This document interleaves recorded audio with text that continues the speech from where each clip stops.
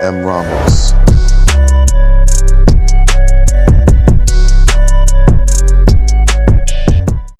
Welcome to Airguns and Crafts. I'm mramos. In this video, I like to address the auto fire issues with this trigger. When you pull the trigger, it moves past semi-auto. There's a member on Facebook that figured out how to shoot 1400 PSI through his markers. He added a long screw through the trigger, which acts as a bump stop to keep your selector switch moving into full auto. His initial modification was to shim the sear spring, which I don't know if he has both modifications in or if he just took that out and went with this modification. But he eventually added a longer screw instead of using this screw that's already in the trigger. You have to remove,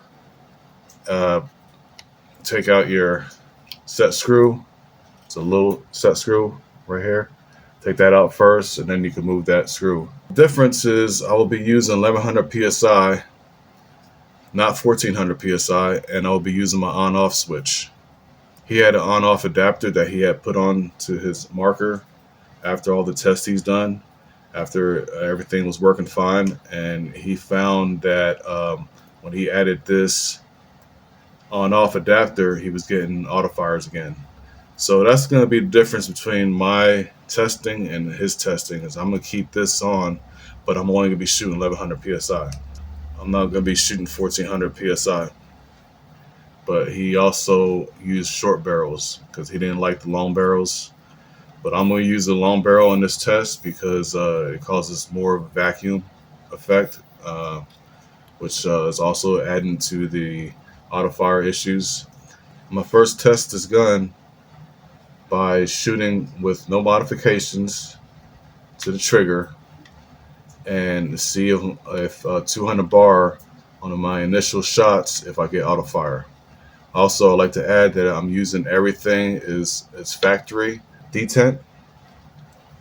I have the factory bolt spring, sear spring, and also the bolt spring. And also my original bumper. Everything's been changed out from upgrade to downgrade. So with this test, I want to see if I can find out any differences, and we'll find out. We'll see. Joe V3s. All right, here we go.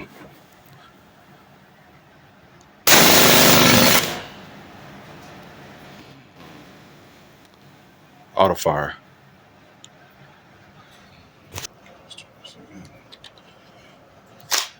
First shot. Second shot.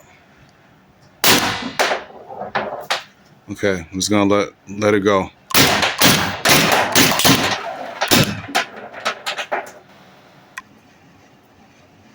Okay, gassed up and ready to go. Okay, auto fire. 474 FPS. Shoot the rest of them.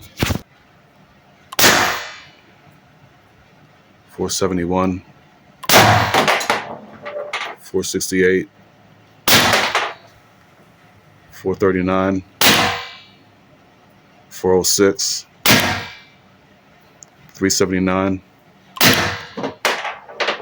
359. And that was the last shot.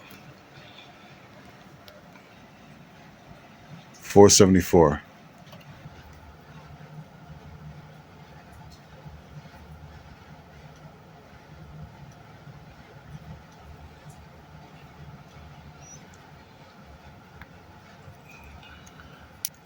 I'm going to try switching out the selector switch screw and the trigger screw. So here's a selector switch screw. Here's a trigger set screw.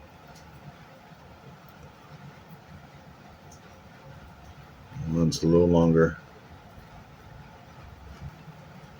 I think that's about it.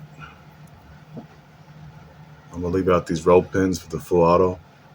See what it does. Okay, so I did put a shim in that spring. That is the sear spring. And I have my screw sticking out. I took the roll pins out. We'll see how, I'm gonna put it together, see how it works. Okay, so this is safety, semi-automatic.